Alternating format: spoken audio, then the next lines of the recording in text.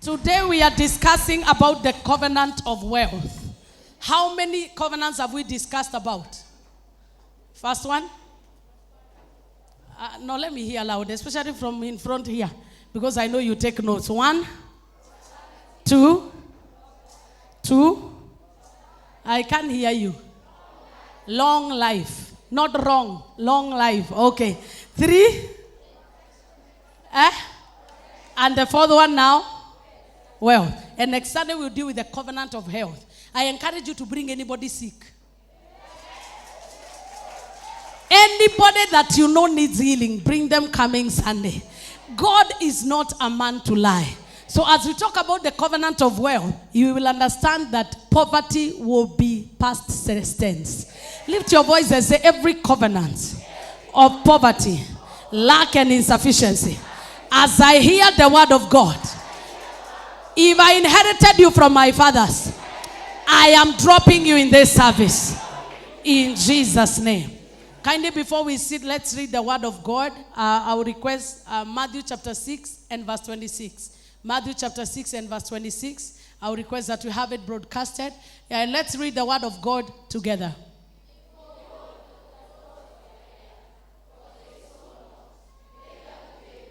Nor gather into bands. Yet your heavenly Father feedeth them. Are ye not much more better than them? Amen. What a blessing. Genesis chapter 8 verse 22. Let's read Genesis chapter 8 and verse 22. Let's read the word of God loudly and more powerfully. Seed time and harvest, cold and heat, and summer and winter, and day and night shall not cease. You may have your seat in the presence of God. We said from the beginning that when we talk about covenant, we are talking about an agreement between two parties. And in this case, it is between us and God. God has his obligation in the covenant, and we also have our commitment to the covenant. Just like in a wedding union, that for two to be joined, there must be mutual agreement that we are forming a home and we come together and say vows. So God has already made commitments, and as we read, he has said that while earth remaineth, seed time and harvest, cold and winter and summer and cold and heat, summer and winter, day and night shall not cease. It is a covenant that he made with Noah, because he wanted to assure Noah that he's a covenant-keeping God. After he destroyed the earth because of the sin of man, he made the covenant to declare that never again will he destroy the earth because of man. So God is not in the business of destruction. He's in the business of making and establishing covenants. So the issue is, are you willing to enter into that covenant with God? Because God does not have favorites. In Genesis chapter 9 from verse 1. Give me Genesis chapter 9 from verse 1. We read the word of God. And God blessed Noah and his sons and said unto them, be fruitful. Now remove the name Noah and put your name. And God blessed Wamuyu and his sons and daughters and said to them, it is a divine requirement for you to be fruitful. It is a heavenly instruction for you to multiply. It is an expectation of the heavenly Father that wherever you go, you replenish the earth. Therefore, according to the calendars of God, there is no poverty for you. There is no insufficiency for us. There is no inadequacies for us. There is no less than enough for us. God has given us everything that we need for us to be there. Give me verse 2. Verse 2. And the fear of you and the dread of you shall be upon every beast of the earth. Nyamojoru itige hotako sionagagya kanamwaki neko uboririu.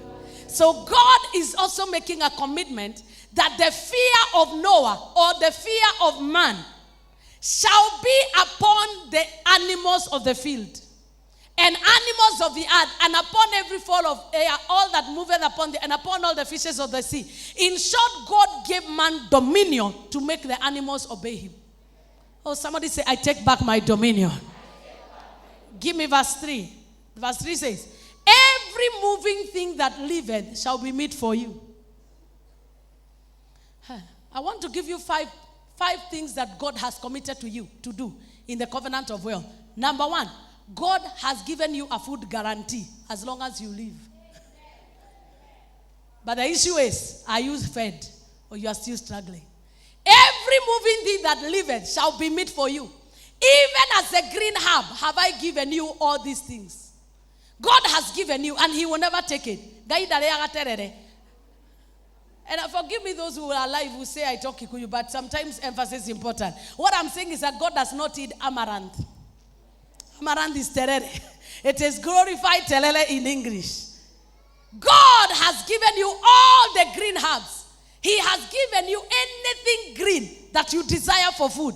It means that God, when he created us, he had to make sure that they had the seed time, the harvest time, the summer and heat. All the seasons are in place. And all the animals are under us. And every living thing is edible by us.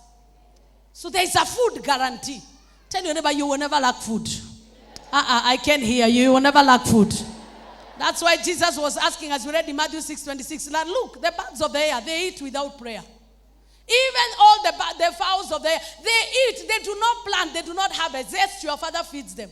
And God makes that promise as a father. And father means source of life. So as a father, he is committed to give you a food security and food guarantee. As long as you are on earth, you will never die of hunger. Oh, that's why in Psalm 34 verse 10, it says that young lions may lack and suffer hunger, but they that wait upon the Lord, they that trust upon the Lord, they will never lack anything good. You are already in the covenant where everything good will be available for you to eat. I can't hear you. I therefore come against every power that is reacting against you. All food allergies, I cast them in this service. All food allergies, I cast them in the name of Jesus. All food allergies, we cast them in the name of Jesus. God gave us all the living things to eat, and their opinion is irrelevant. Hey, I don't know whether you hear me. You can eat eggs because chicken was put under your domain. Only if you don't like it, but as long as you like it, all the living things, they were put under our care. Rakadaboza, whatever you have been forbidden to eat, if you love it, go and eat. Every reaction that you have when you eat meat, I command you, go and eat meat. Whatever the doctor said you cannot eat, by the power of his covenant, go and eat in the name of Jesus. Why can't I hear an amen? A lady came here in this service. And she had never eaten banana in her life. That one I will always share wherever I go. Because that is one of those testimonies you hear. And I've never had like that one. So when you hear it too often, no, it excited me. And if it excites me, it means it shall be duplicated here. Because the devil can do some stupid things against you if you tolerate him. But we refuse to tolerate the enemy. Oh, he is under your feet. Satan is under your feet. Allergies are under your feet. Diabetes is under your feet. Hypertension is under your feet. Every sugar or salt, whatever, we declare it is under our feet. We refuse all demonic allergies. Lift your voice and say, all demonic allergies associated with what I eat, I curse you in the name of Jesus. I curse you in the name of Jesus. I curse you in the name of Jesus. Get out of my body. In whose name? I've never had somebody, you may have your seat. She used to eat a fruit and a banana. When she eats banana, I think she has an allergic reaction. She cannot breathe and she has to be rushed to hospital. I don't know whether it's the potassium or what is in the banana that was reacting with her. But then she came to a service. She was very new here. And that time, we decided for some reason when we are doing our tea, which we normally give every Sunday. Amen. And mandazi. That day we decided to top up with a banana. We did not know that the banana was supposed to be a healing for somebody. That is why from time to time we cook here. Because food in the house of God is not like food in your house. Don't be in a hurry when we cook food in church. Be there. Because you never know, you may be eating your health. Hey. And so after she ate, she said, this one that is cooked in church, I am eating. That is provided for in church, I'm eating. She ate. And she waited for the reaction. The reaction never came. To this day, she eats bananas like nobody's business. I came to declare by the covenant of wealth that we have, every power that has forbidden you to enjoy living things, we declare that power must let you go. Shout 3 powerful amen and have your seat. Take your seat in the presence of God. So God has given you a food guarantee. The second thing he has given you is that seed time and harvest is guaranteed. Or the cycles of nature will never be interrupted to harm you. The cycles of nature, they will never be interrupted to harm you or to hurt you. So when it says seed time and harvest time will always come. Seed time and harvest, it doesn't say time. It says seed time and harvest will come because harvest is unlimited. You didn't hear me. It only says seed time and harvest. It doesn't say time, harvest time. Because for you, every day is a day of harvest. You can sow anytime and harvest anytime. There is no time limit to your days of harvest. It says, Genesis 8:22, that seed time and harvest shall not cease. It means harvest is timeless. But it also says cold and winter, cold and heat, winter and summer, day and night shall not cease. To make sure that you eat. To make sure that you have the energy to make the wealth that you desire. So seed time and harvest is guaranteed. And he also says in his word that he is the one that gives bread to the eater and seed to the sower. That means he has also made a commitment to provide for you the seed and the bread to eat. What a faithful Father we have. Number 3, all his blessings that we have been promised are not automatic. They are not automatic, but they must be preceded by adherence of his requirements. That it is not automatic that you will become wealthy. It is not automatic that you will become rich. But there are kingdom requirements for you to meet for God to release what he has for you. Because the Bible says that lay your treasures in heaven where there is no moth and there are no locusts and there is no harm that can locate the wealth. The wealth that we are talking about is what is hidden in God. And God only gives when there are some requirements, minimum requirements that God requires from us. And as you meet them, heaven will provide for you. Matthew chapter 6 verse 19 and verse 20. Matthew 6, 19, 20. That lay up your treasures in heaven. Lay up your treasures in heaven where there is no moth, where there are no caterpillars, where there are no cankerworms. In heaven there is no. Lay up not yourselves treasures upon the earth, where moth and rust doth corrupt, where thieves do not break through or steal. It means that what we are talking about is not what is locally available. Ambia jirani yako, mimi natafuta mali ya majuu. Mwambie natafuta nangojea mali ya majuu. I'm not dealing with the local things. We are talking about the treasures that are in heaven, where no moth nor rust doth corrupt, and where thieves do not break through nor steal. He's the same that says in Isaiah 45 that I will see, that I will give you treasures that are hidden in darkness. There are treasures that are hidden in darkness, but they will not be given automatically. There are conditions that you must meet. And we'll talk about those conditions very soon. I want to also tell you that the will of God is not for you to be rich, but to be very wealthy. There is a difference between being rich and being wealthy. And I found like 3 differences. We can say you are rich because of the car we can see, the refrigerator we can see. Like when they are judging middle class and upper class, they look at generally what you have in your household, the basic requirements of life. How do you travel? What do you wear? Do you wear designer clothes or do you wear whatever comes your way? That is how they rate us. But wealth is your worth. Hey. Wealth is your worth. Right now we can look at you and say, she's very rich. Based on what? What we can see. We can see the hair. We know that is not even human hair. It is angel hair. When we look at the hair, we know that hair is 70,000. When we look at the dress, we say this is a Gucci bag. And that is a Valentino belt. Satan is a liar. And the buttons are from Louis Vuitton. And when we look at you, we can say this one is very rich. Based on what we see. But do you know that sometimes wealthy people don't dress richly? Yeah. Tell anybody, never judge a book by its cover. I am very wealthy. By fire, by force. The wealthy people are the ones who control politics of nations. Not the rich.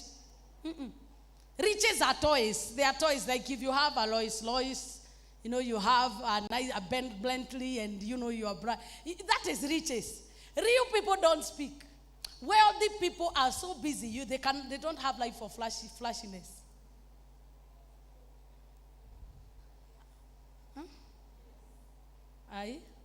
Why am I not hearing? Okay, these are wealthy people. I can tell by the way you're saying yes. I can tell you are very wealthy people. And that is the will of God for all of us. They control the politics of the nations. You will never see them on the campaign trail. Never. But because if somebody owns the quota of Kenya, you can't make a decision without them. It's true. If somebody has invested in your company 60% and you are 40% and you are more popular, your popularity is irrelevant. Are we communicating? God wants you to be in control. The wealth that God gives is so that He may remove you from servanthood to make you a decision maker.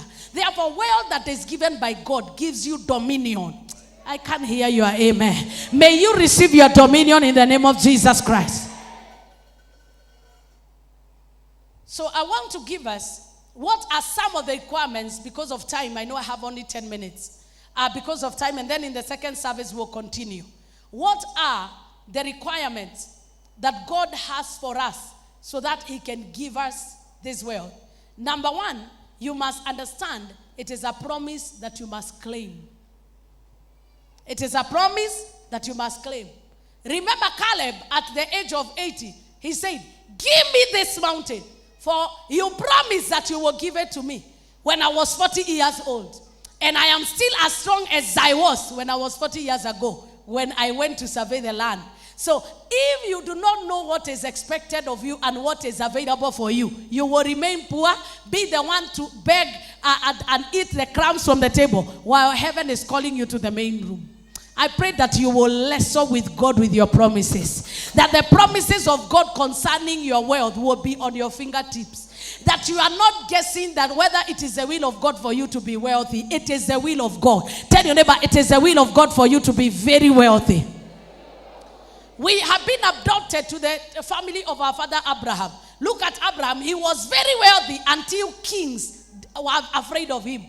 Joseph became very wealthy in Egypt that even the king had no otherwise but to set apart the land of Goshen to his family. And they multiplied and they never suffered famine. When you understand who you are, you know it is a promise and you cannot rest until wealth is in your house. Oh, you got too comfortable too soon. This word of God is a treasure. If you wrestle with God with his promises concerning my word, ask him me, command him me. Anytime God has given a promise, he expects you to follow it and he shall fulfill it. That is why every day of your life walk saying, I can never be poor, because the Bible says that he shall multiply me. But when you are still intimidated, you will not be saying that I can never. Amen. Just a minute. I think the fan is blowing off. It means that wealth is being distributed in this altar. Somebody shout the loudest amen. So if you do not know it's the will of God for you to be wealthy, you will be saying, Jehovah, as long as I make it to heaven and sleep in the bosom of Abraham, I'm okay. Like Lazarus. You remember the woman that came to Jesus and was told that I cannot heal your child. She was told that I cannot give the bread of children to dogs. Jesus called her dog, and she said, but even dogs eat from the crumbs of their master. Some of us, the reason why we have not moved from riches to wealth is because we are comfortable at our level. But I pray that this message will unsettle you, that by the time they are making decisions in your estate, they must consult you. Hey, I can't hear your amen. Number 2, the wealth that God gives is conditional. The wealth that God gives you is conditional. You must fulfill your part that God may fulfill his. It's conditional. And there are like 5 conditions that are there. Number 1, the condition of honor. Malachi 3:10. Honor the Lord with your God, with the fruit, with the 10% of your income, so that God may open the floodgates of heaven. Honor your father and mother. Exodus chapter 20 in the 10 commandments. That you may live long in the land that I will give you. Hey. It is the condition of honor. Believe in the Lord your God and you shall be established. Believe in his prophets and you shall prosper. It is a principle of honor. For you to, if you want to enjoy wealth that is unconditional, then you cannot get it in the kingdom, because the kingdom is a kingdom of principles. If you want to get wealth quick without any price, then you will get it from the devil. And you know he's a thief. John 10:10. He steals, he kills, and he destroys. He will not steal from us in Jesus' name. So one of the requirements for you to get wealth, that is a condition, is honor. If you honor the Lord your God, he will open the floodgates. If you refuse to honor him, he will close. And you know you can't force him. Tell anybody, you cannot break the heavenly bank, no matter how wicked you are. Even your tears cannot open that bank. He says, and that is a covenant he made with Moses. He told with the children of Israel, he told them, go and tell them that the 10% belongs to God. And the New Testament did not come to cancel the Old Testament. It only came to strengthen it. So those who want to argue that we are not living by the old covenant, you stop tithing and the windows will close. He's the same today, yesterday, and forevermore. If his own children is telling them that you have to honor your father, honor the prophet, honor God with your tithes. And honor is not just saying. Honor is not a posture. Honor is what you do. We know that you honor God if you pay your tithes. Or is this ingine ni makerele? And I know I'm unsettling some people because they feel like when you give tithe, you are helping anybody. You are helping yourself. Hey. You are helping yourself. Because the only way we know you honor your parents, it is when you care about how they live. You cannot be living well in the city and your parents are wearing rags and you say, I honor my father. You are a liar. The only way you know that you honor a man of God is not by what you say, it is what you do. Like if I say, write down your prayer, your testimonies, write them. Take that word seriously, they come. It is a principle of honor. Now, unajua heshima hainunuli yangu. Hey, are we communicating? You come by honor because honor is given. And honor is given in relation to value. The value you place on God will determine whether you give 10 or 20 or 50%. There are people in this life who are giving 50. They stopped counting 10 because they know God has given me too much. I cannot count for him. 10 was the minimum because of the wickedness of men. But in the new covenant, give yourself as a living sacrifice. When you give your all, it means everything that belongs to you belongs to God. The other condition is service. Matthew 6:33. That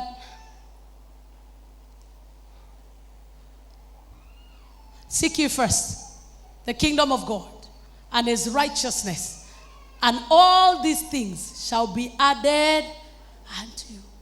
And is it Exodus 20 that says, and you shall serve the Lord your God, and he shall bless your bread, and he shall bless your water. Now these shall be carried their young. None of them shall be sick. Get me that scripture. It's a promise. When you serve God, it is the only way. Because no wealth will be given unless you are a servant. Tell you about wealth is a blessing to servants. Yes, because if you are given a wealth and you are a king and you are bossy, it will never reach the people it was intended to reach. That is why God will multiply your company, because of you, many will eat from your table.